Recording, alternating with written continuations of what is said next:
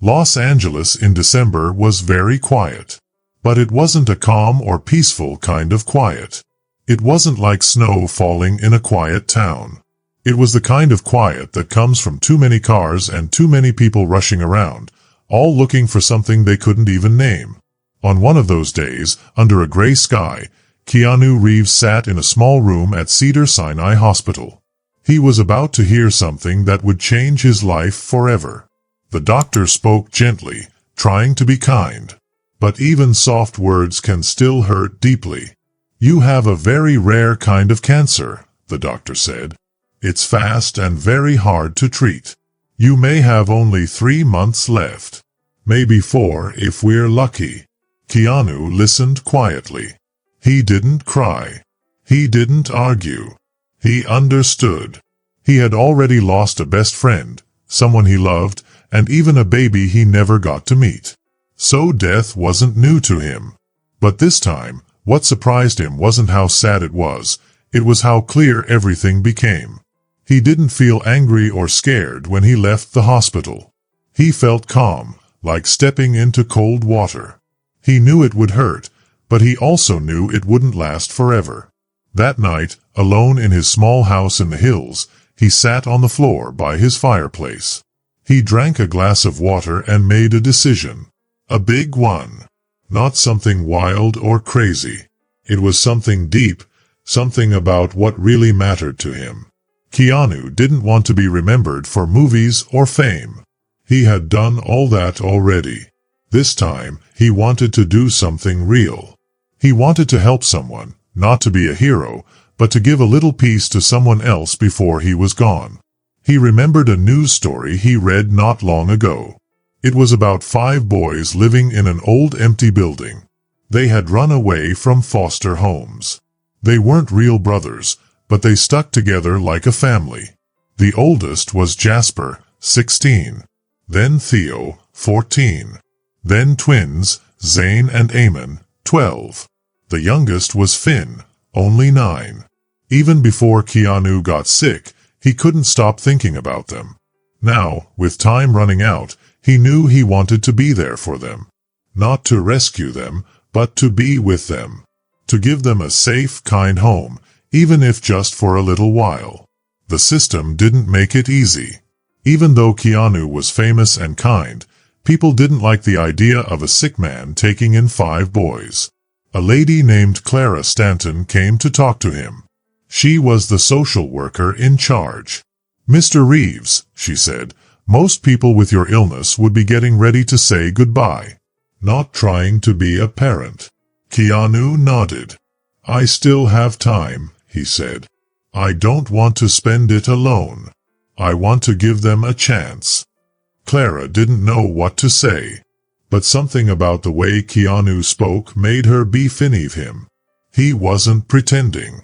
He wasn't trying to impress anyone. So she agreed, but only if someone else would be ready to take care of the boys when the time came.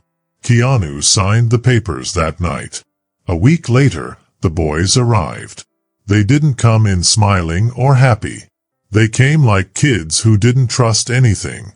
Jasper stood in front of the others like a guard. Theo kept one hand in his pocket like he might run away. Zane and Eamon didn't talk, just looked around quietly. Finn held onto a big old coat and didn't move much, except his eyes. Keanu didn't give a big welcome. He didn't try to make them feel safe with words. He just let them be. He cooked breakfast and put extra plates on the table. He left drawing books and old guitars near the fireplace. He put a punching bag in the garage and didn't say a word when Jasper used it. He knocked on their doors but never walked in without asking. He let silence be okay. The house began to change. At first, the boys ate alone. But slowly, they began sitting closer. Theo started sitting next to his brothers. Finn began drawing faces on napkins and leaving them near Keanu's chair. The twins, Zane and Eamon, followed Keanu to the backyard and watched him plant trees. That night, they asked if they could help water the trees tomorrow. Jasper didn't smile or talk much. But his shoulders got a little less tight when Keanu walked into the room. He never said it, but he started to trust Keanu. After 3 weeks, Keanu took them on a trip. Not to a big amusement park or a fancy place, but to an animal rescue center. The boys didn't ask why. They just went with him. The people at the rescue center knew Keanu and were happy to see him. "These are my guys," Keanu said. They spent the day cleaning cages, feeding animals, and brushing messy fur. That night, something special happened. Theo sat next to Keanu and asked, "Do you ever feel like you're trying to fix something that can't be fixed?" Keanu waited, then said, "Yeah, all the time." Theo nodded and walked inside. He left his half-full soda on the step next to Keanu's. It was the first real moment between them. More would come. Keanu's house used to be quiet and lonely. It was made for one person, with big windows and quiet rooms. He had spent many years walking from one room to another, just trying to remember that time was still moving. But now, with the boys in the house, the silence felt different. It didn't feel heavy anymore. It felt alive. The house wasn't louder. It was just more awake. There were no big changes. No big speeches. But little by little, the boys began to feel safe. Keanu never asked them to talk about their faifings. He never told them he was sick. He wanted their time together to be happy and real, not sad or scary. Each boy found their own way of living in the house. Jasper woke up early to go running. Keanu left hot tea for him on the steps. Theo spent time in Keanu's office, looking at old books. He didn't say much, but Keanu noticed the books had been moved or opened. Zane and Eamon turned the backyard into their own fun place. Sometimes it was a jungle, sometimes a castle. They made signs that said funny things like, "Don't come in unless you have snacks."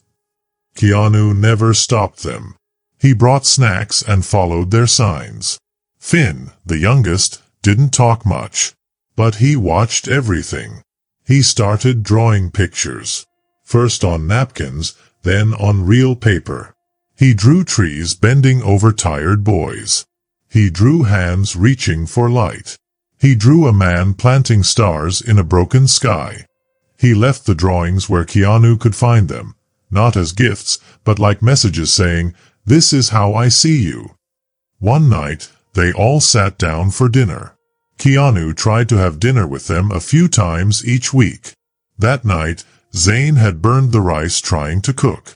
Eamon mixed beans and curry and called it fusion food. The meal tasted bad, but no one complained.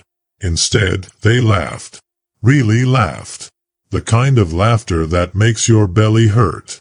Then Jasper looked at Keanu and asked, "You used to live alone, right?" Keanu nodded. "Yeah." "For how long?" "A long time." Jasper looked down at his food. "Aren't we making things harder with your time?" It was the first time any of them said something about the illness. Keanu put down his fork. "Some people count their life by how long it is," he said. "I'm just trying to count mine by what I can give before it ends." The boys didn't say anything after that.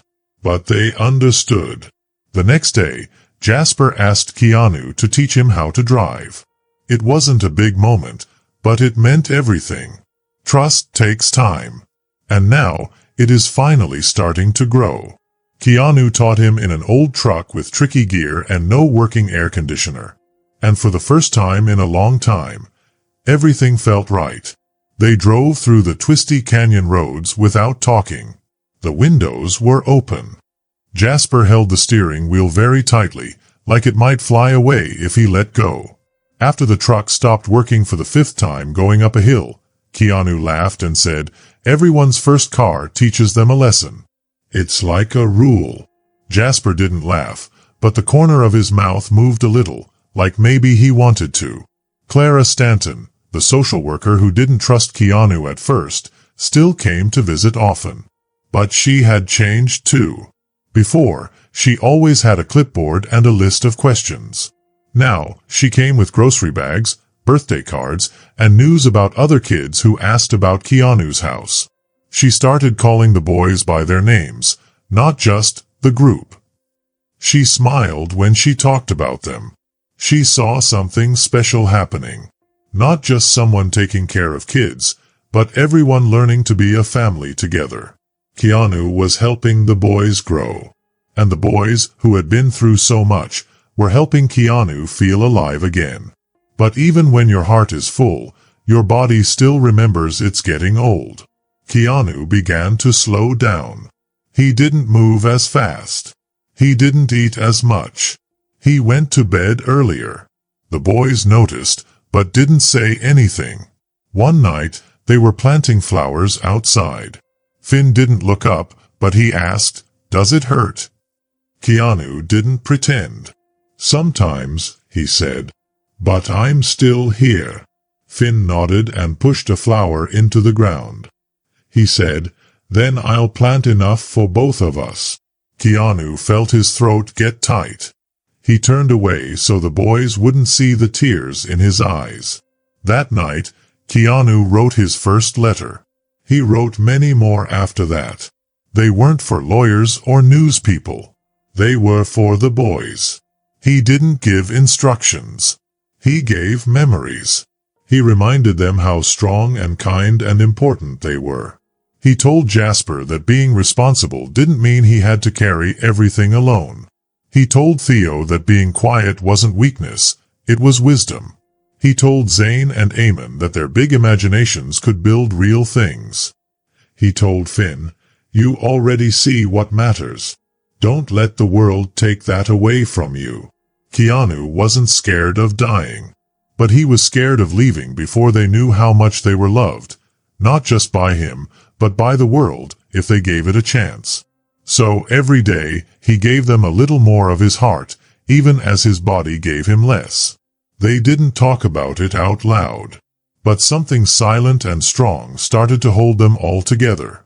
They made a quiet promise. However much time was left, they would not waste it being scared. That spring, they planted a tree in the backyard. A cedar tree. Jasper dug the hole. Theo brought the water. The twins argued about where the sun would shine best. Finn tied a ribbon around the tree. Keanu watched.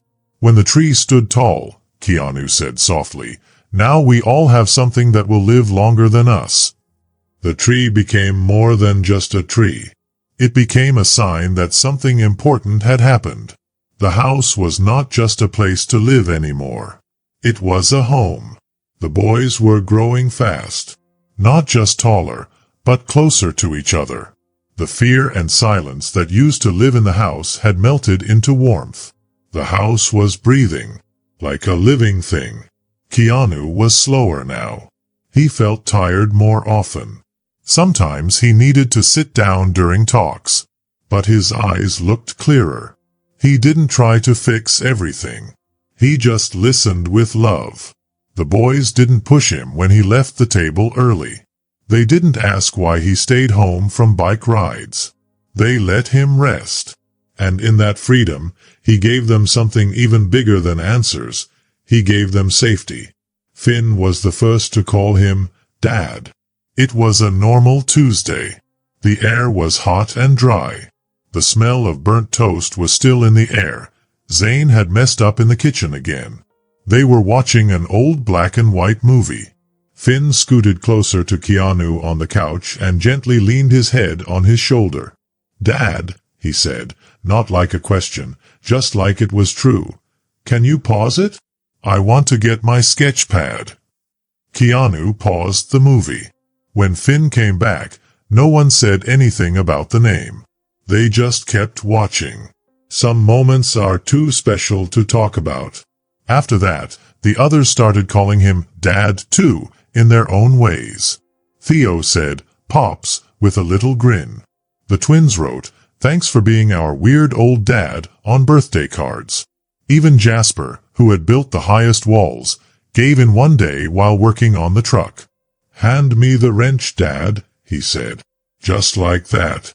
Keanu smiled like someone who had been given a treasure. But love didn't stop time. The sickness moved slowly but surely. The doctors had been kind with their guesses. And Keanu, careful with his energy, had lived longer than they expected. 6 months had passed. He still woke up every day, still gave love, but it was getting harder. Some days his hands shook too much to write. Some mornings the world spun so fast he had to crawl to the bathroom. He kept a journal, not to be famous, but to remember the good things. He wrote about Finn's drawings. About the day Eamon built a birdhouse so crooked, even birds ignored it. About Jasper showing Zane how to tie a tie. About Theo sneaking out, not to run away, but to walk under the stars and come back peaceful. He wrote everything. He loved all of it. But he hadn't planned for the day when the boys would find out on their own. One quiet Sunday, Theo was looking for a phone charger. He found a file called Medical. He opened it, not thinking it was important. But then he saw the word terminal. That meant Keanu was going to die. Theo froze. He didn't cry. He just stood still. Later that night, he brought the file to Keanu. "You were going to tell us, right?" he asked. Keanu nodded. "I was waiting for the right time." Theo sat next to him. "There's never a right time." "I know," Keanu said. "But I wanted you to know me before you had to miss me." Theo looked at him and said, "We already lost too many people. We were just starting to be Fineve. This was real." Keanu's voice shook. "It is real. Every minute of it," Theo said. "Then promise you'll let us be there when it gets worse. Don't hide it. We don't need you to protect us. We need you to stay our dad until you can't anymore." Keanu nodded. The next morning, Keanu sat at the kitchen table with all 5 boys. He told them the truth. He didn't try to make it sound better. He said what the doctors said, what he felt in his body. But he also told them what it didn't mean. It didn't mean they were alone. It didn't mean they were going back into the system. It didn't mean their story was over. He told them Clara would take care of them when he couldn't. The house would still be theirs. Nothing would be taken away. No one cried right away. They sat quietly. But this silence was different. It was full of love and a promise to stay strong. After a while, Zane leaned on Keanu's arm and whispered, "We'll take care of the tree." Keanu smiled with tears in his eyes. "That's all I ask." From that day on, the house became something new. Not just a home. Not just a family. But a promise. Keanu gave all he had left. And the boys showed what real love looked like. They didn't live in fear. They lived in thankfulness. Every laugh was louder. Every mistake was forgiven faster. Every hug lasted longer. The house, once quiet, was now full of life. The next weeks were not sad. They were full of surprises and joy. Not like in movies, where people race to finish a list. This was real. They lived slower, but with more meaning. Jasper became the quiet helper. He didn't say he was taking charge. He just did. He drove when Keanu was too tired. He fixed the sink when Keanu couldn't kneel. He became a strong protector, not because he had to, but because he loved them. Theo changed too. He began to write stories and poems.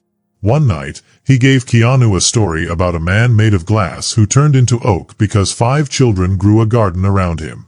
Keanu read it twice. "That's the most beautiful thing anyone's given me," he said. Theo didn't say much, but his eyes showed he felt proud. Zane and Eamon turned the house into a fun zone. They made blanket forts. They filmed a silly movie about a tired tree. Keanu played the bad guy, a wizard who stole laughter. He wore a towel as a cape. Finn made the movie poster. When they showed it to Clara and the neighbors, Everyone laughed until their stomachs hurt. That night, Keanu lay in bed, breathing slowly, and whispered, This is enough." Finn still drew all the time. But now his drawings showed things. He drew Jasper holding up the house like a superhero. He drew Keanu putting stars into the boy's hands. When someone asked what that meant, Finn said, "Because he gave us new skies." As Keanu started getting more and more sick, the house changed a little. Everyone made new habits to help him feel loved. On Sundays, they had story night. Keanu would sit by the warm fireplace and tell stories from his life. He didn't just talk about movies or famous people. He also shared sad times, like when his baby daughter died or when his best friend Luca Rivers passed away. He talked about how sometimes he felt so sad he couldn't even pick up the phone. But he told these stories not to make people feel sorry for him, but to show that real strength means loving people even when you're hurting. The boys listened carefully. Sometimes they sat close to each other. Sometimes they asked big questions. "Did you ever want to give up?" Theo once asked in a quiet voice. Keanu nodded. "Many times," he said. "Then why didn't you?" Theo asked. Keanu smiled gently. "Because even when I didn't believe in myself, someone else did. I wanted to respect that."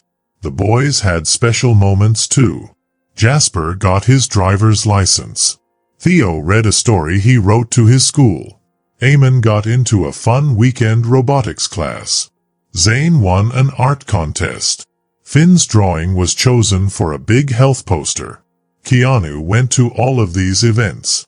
Sometimes he used a wheelchair or a cane, but he always smiled. Not because he wanted praise, but because he was happy to see the boys becoming who they were meant to be.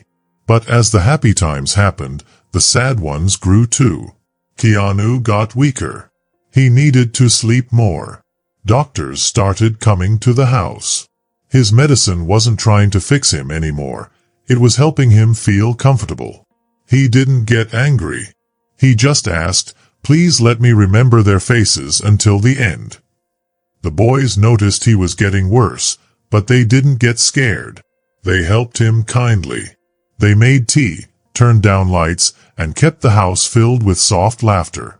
They didn't act like he was already gone. They treated him like he was still their dad. One day, it started raining gently in the canyon. Keanu sat on the porch with Jasper. The big cedar tree outside swayed in the wind. Jasper, who was taller now and sounded more grown-up, said, "I was thinking, maybe I can stay in the house when the time comes." Keanu looked at him. Jasper added, "Not just stay, I mean, take care of it. Like you took care of us."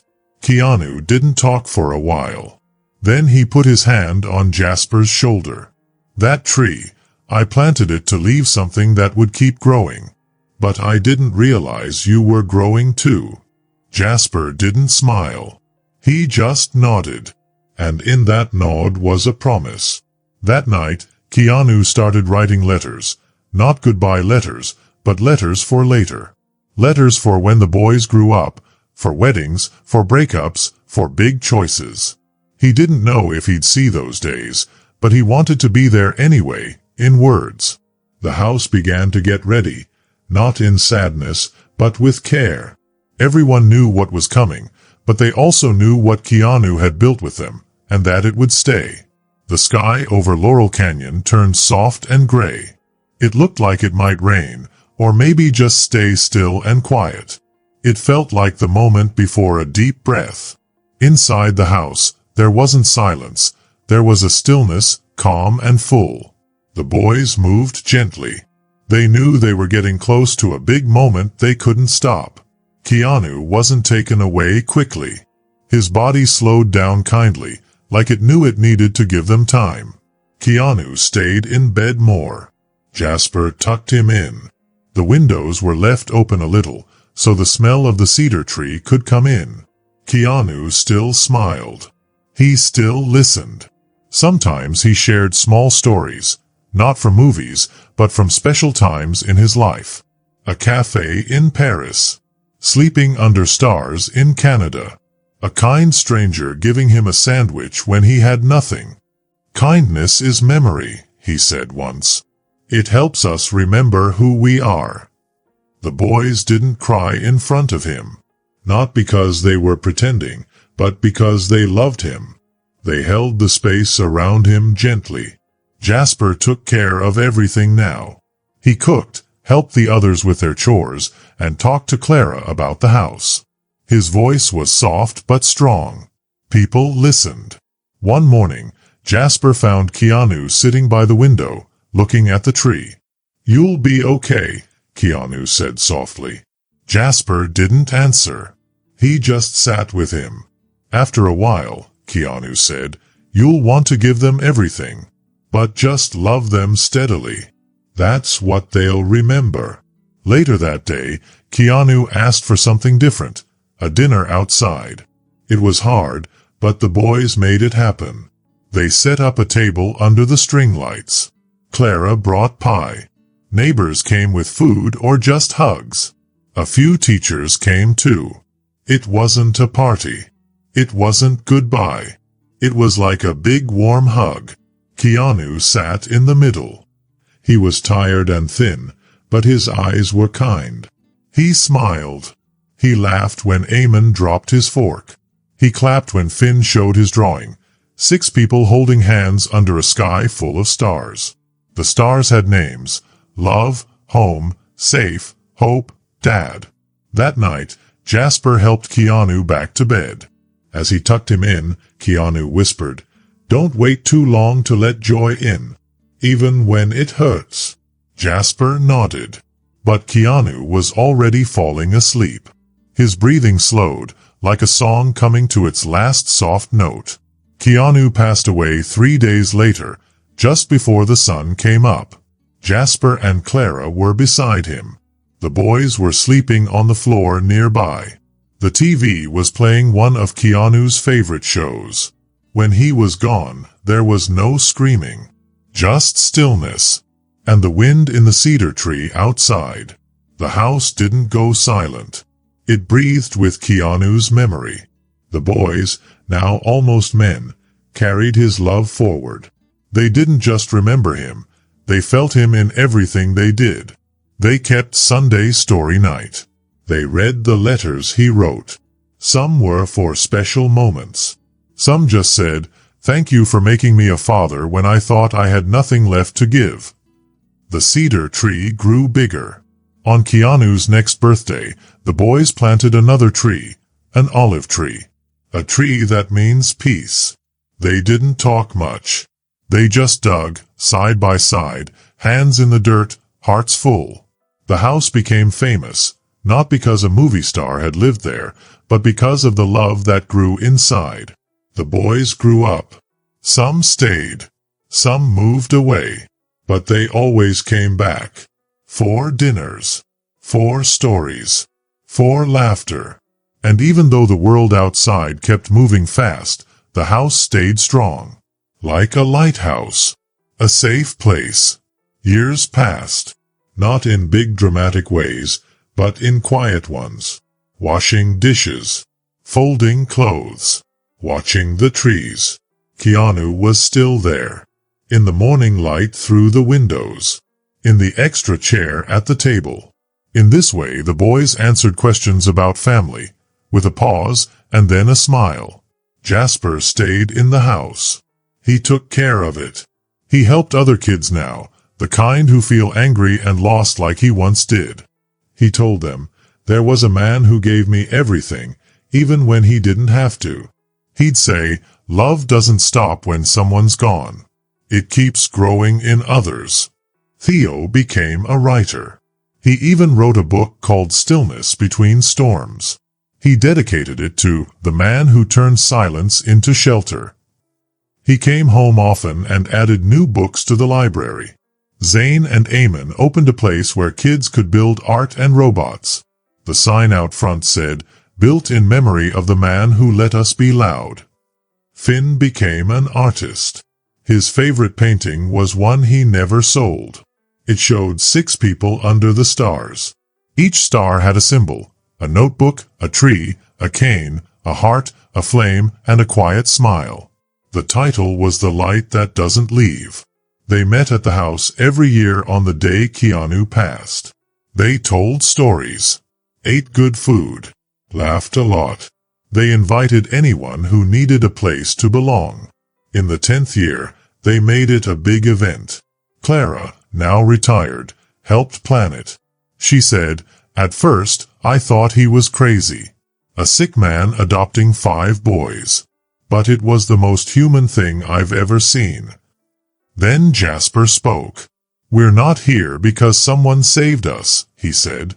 "We're here because someone loved us, even when we didn't love ourselves." Later, when it got dark, they let lanterns float into the sky.